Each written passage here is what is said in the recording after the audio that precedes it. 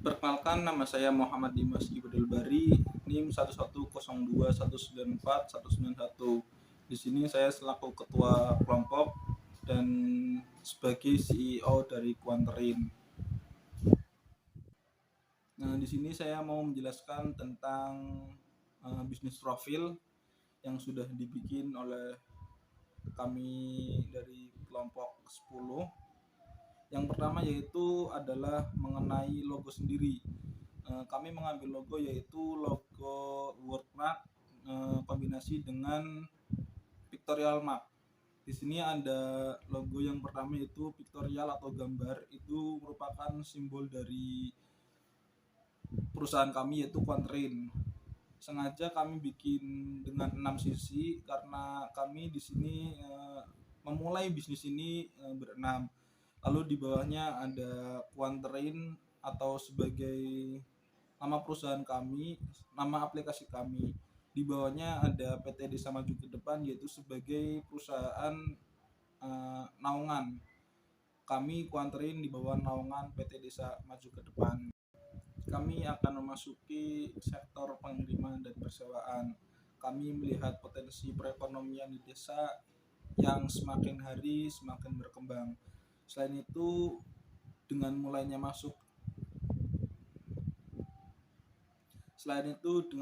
masuknya infrastruktur jaringan internet ke desa, kami memanfaatkan peluang ini untuk menghubungkan perekonomian di desa satu dengan desa yang lainnya. Mereka adalah orang-orang dengan kesibukan di siang hari sampai malam hari, seperti murid, guru, mahasiswa, dan lainnya. Agar tidak meninggalkan kesibukannya masing-masing, mereka bisa memesan makanan dan jajan melalui aplikasi yang telah kami buat. Selain itu, ada warga desa yang membutuhkan jasa pengiriman mungkin antar desa karena keterbatasan kendaraan, mungkin bisa menggunakan aplikasi dari kami. Kami dari perusahaan PT Desa Maju ke Depan menyediakan sebuah aplikasi dengan nama Quanterin, yang mana kegunaan dari aplikasi tersebut ialah menjadi penyambung antara konsumen dan produsen. Konsumen itu bisa berupa customer, bisa berupa penyewa, dan lain sebagainya. Serta produsen itu bisa sebagai mitra atau penjual dan penyewa kendaraan. Keunggulan dari produk kami adalah adanya sewa kendaraan, karena kami melihat bahwa di desa tidak semuanya kekurangan dan tidak semuanya kelebihan. Ada halnya satu keluarga kekurangan dan ada yang lainnya yang kelebihan. Nah, kami memanfaatkan kesempatan tersebut untuk bisa saling melengkapi begitu. Yang kelebihan bisa saja mempunyai 2, 3, atau bahkan 4 motor yang mungkin dalam kesehariannya hanya digunakan satu motor saja. Yang kekurangan mungkin bisa jadi dalam kesehariannya dia membutuhkan motor namun tidak mempunyai motor. Hal tersebut kami manfaatkan yaitu dengan adanya persewaan. Nanti yang mungkin mohon maaf tidak mempunyai motor bisa menyewa motor milik orang yang punya lebih gitu.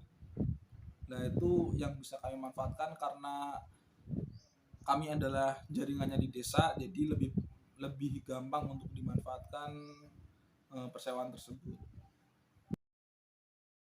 Assalamualaikum warahmatullahi wabarakatuh. Nama saya Muhammad Harun Arasid dengan posisi CMO atau Chief Marketing Officer. Nah, peran saya sebagai CMO adalah penanggung jawab pemasaran perusahaan serta mengawasi perencanaan, pengembangan, dan pelaksanaan kegiatan pemasaran. Nah, ada 3 hal yang perlu diperhatikan dalam job desk seorang CMO. Nah, job desk yang pertama yaitu bagaimana gambaran rencana pemasaran bisnis kami, mulai dari bagaimana mendapatkan leads, konversi leads menjadi customer, hingga mendatangkan retain customer. Nah, yang pertama, cara kami mendapatkan leads yaitu dengan cara memanfaatkan media sosial dan membuat diskon promo. Yang kedua, cara kami konversi leads menjadi customer adalah dengan cara melakukan hubungan baik dengan pelanggan seperti memberikan solusi sesuai dengan rating atau feedback yang sudah pelanggan berikan di bisnis kami. Nah, yang ketiga, cara kami mendatangkan return customer yaitu update media sosial agar para customer mengetahui bahwa ada diskon atau promo yang baru kami keluarkan. Membuat rating atau feedback agar kami dapat mengevaluasi rating atau feedback yang sudah diberikan oleh customer. Nah, job desk yang kedua yaitu bagaimana cara kami melakukan promosi bisnis kami ini. Nah, yang akan kami lakukan untuk mempromosikan bisnis kami yaitu dengan cara selain menggunakan sosial media, kami juga akan mempromosikan dengan cara refill atau downline, yaitu tiap pengguna atau penjual atau driver yang berhasil memasukkan pengguna baru sesuai target akan mendapatkan besaran komisi berupa diskon sebesar beberapa persen. Nah, job desk yang ketiga yaitu menganalisa usaha-usaha atau produk sejenis, kemudian menganalisa kelemahan kompetitor yang dapat kami manfaatkan. Nah, kompetitor dari perusahaan kami ini kurang memiliki armada yang memadai untuk wilayah pedesaan sehingga tarif layanan kompetitor relatif lebih mahal. Perusahaan kami hadir untuk memberikan layanan antar jemput makanan yang terkhusus untuk wilayah pedesaan atau lingkungan terpencil dan dengan harga yang lebih terjangkau. Perkenalkan, nama saya Ferry, saya dari bagian CTO perusahaan. Saya memiliki tugas dan tanggung jawab dalam merencanakan pengembangan dan pembuatan aplikasi perusahaan. Dalam aplikasi ini kami memerlukan beberapa hal. Yang pertama yaitu adalah programmer untuk membuat aplikasi. Lalu yang kedua database untuk menyimpan data pengguna. Dan yang ketiga itu bot yang nantinya akan digunakan untuk membantu para pengguna aplikasi. Aplikasi yang telah kami buat akan semakin efektif apabila banyak transaksi yang dilakukan pada aplikasi kami. Oleh karena itu, kami mengajak para UMKM di daerah masing-masing seperti penjual, penyewa, ataupun driver. Selain itu juga diperlukan juga aplikasi yang akan memudahkan mempertemukan antara penjual dengan pembeli, penyewa dengan driver. Oleh karena itu, ada 4 hal yang dibutuhkan dalam aplikasi kami. Yang pertama itu tampilan yang menarik dan mudah digunakan. Lalu yang kedua hasil pencarian yang akurat. Yang ketiga itu memiliki sistem pembayaran yang mudah dilakukan. Dan yang keempat itu bot yang dapat bekerja selama 24 jam. Dan juga customer service yang akan membantu menanggapi pertanyaan serta keluhan pengguna. Kami dari bagian CTO memiliki peranan yang penting dalam manajemen data, di mana data yang telah kami kumpulkan dari pengguna akan kami jaga dan akan kami gunakan untuk kemajuan perusahaan. Ini adalah salah satu key activities dari perusahaan kami selain mempertemukan sebanyak-banyaknya antara konsumen dengan penjual dan driver dengan penyewa.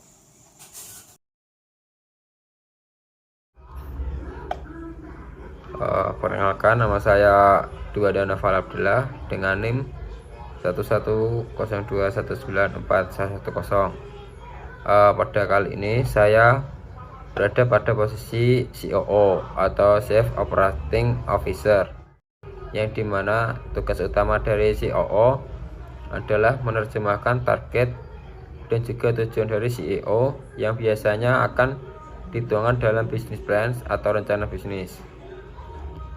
COO dapat juga disebut sebagai wakil operasi, sebagai yang kedua dalam komando kepala CEO.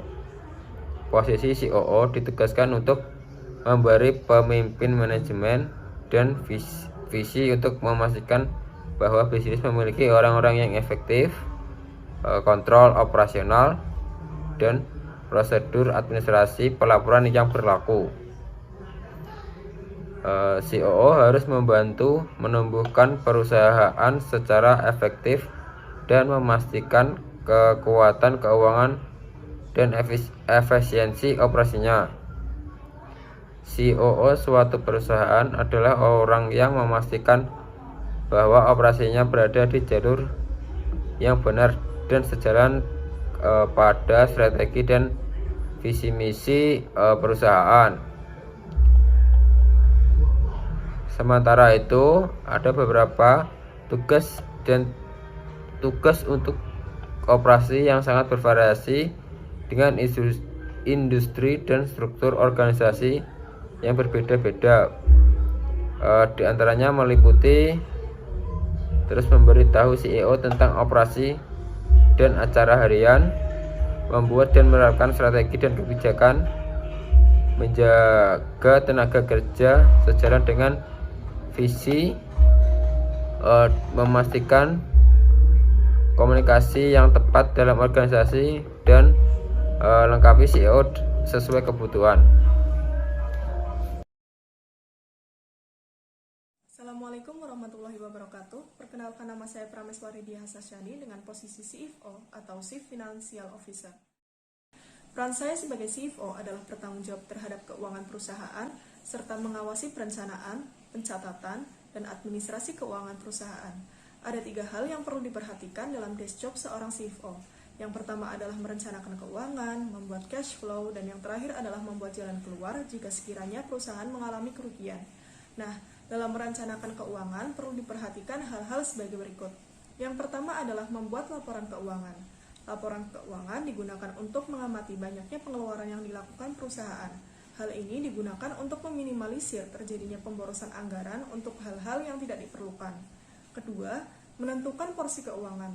Hal pertama yang dilakukan dalam menentukan porsi keuangan adalah menentukan berapa porsi yang akan dipakai dalam berbagai kebutuhan di perusahaan. Misalkan, pada perusahaan ini diterapkan pola porsi keuangan 30/30/30. Maksudnya, setiap 30% digunakan untuk biaya operasional gedung, 30% untuk gaji karyawan, dan 30% sisanya bisa digunakan untuk pembangunan perusahaan. Ketiga, melakukan pembukuan. Pembukuan membantu kita mencatat semua transaksi berupa pemasukan dan pengeluaran. Hal ini bertujuan agar dapat lebih mudah memantau bagaimana situasi keuangan perusahaan. Nah, yang terakhir adalah mengurangi risiko. Salah satu hal yang dapat mengurangi risiko adalah mengurangi peminjaman hutang ke lembaga peminjaman uang atau sebagainya. Tujuannya untuk menghindari beban bunga yang harus dibayarkan nantinya. Desk job yang kedua adalah cash flow. Cash flow adalah saldo bersih uang tunai yang masuk dan keluar pada suatu periode tertentu. Dilihat dari data yang tertera bahwa saldo bersih tahun pertama adalah 40 juta rupiah, diikuti tahun kedua sebesar 65 juta rupiah, tahun ketiga 105 juta, tahun keempat 80 juta, dan tahun kelima 115 juta. Pada tahun keempat, perusahaan mengalami penurunan pemasukan karena banyaknya muncul kompetitor di bidang yang sama. Terakhir adalah bagaimana cara perusahaan jika menghadapi kerugian. Pertama, melakukan evaluasi. Saat perusahaan mengalami kerugian, maka akan dilakukan penyelidikan untuk mengetahui penyebab timbulnya kerugian tersebut. Kedua, melakukan perubahan. Perubahan yang dimaksud adalah seperti perubahan pada sistem bisnis, strategi pemasaran, sasaran, dan lokasi usaha untuk mencegah terjadinya kerugian lebih lanjut. Ketiga, mengatur keuangan. Ini penting dilakukan karena mungkin saja faktor kerugian yang terjadi adalah karena buruknya manajemen keuangan. Keempat, tetap fokus dan optimis. Sebagai seorang pengusaha, maka diharuskan memiliki sifat pantang menyerah. Mental yang kuat dibutuhkan untuk kembali bangkit dalam menyelesaikan permasalahan yang terjadi agar dicapai suatu jalan keluar. Kelima, dan yang terakhir adalah meminta pendapat ahli dan profesional. Jika kerugian dialami, maka jangan malu untuk bertanya kepada seseorang yang lebih ahli dalam bidang masing-masing. Tujuannya agar dapat melihat masalah dari berbagai perspektif. Assalamualaikum warahmatullahi wabarakatuh. Perkenalkan, nama saya Adelian. Di sini saya memiliki peran sebagai CISO atau sales. Assalamualaikum warahmatullahi wabarakatuh. Perkenalkan, nama saya Adelian. Di sini saya memiliki peran sebagai CISO atau sales. Saya memiliki peran dan tanggung jawab yaitu untuk menanggung jawab pemasaran perusahaan. Dan tanggung jawab saya adalah mengawasi perencanaan, pengembangan, dan pelaksanaan kegiatan pemasaran.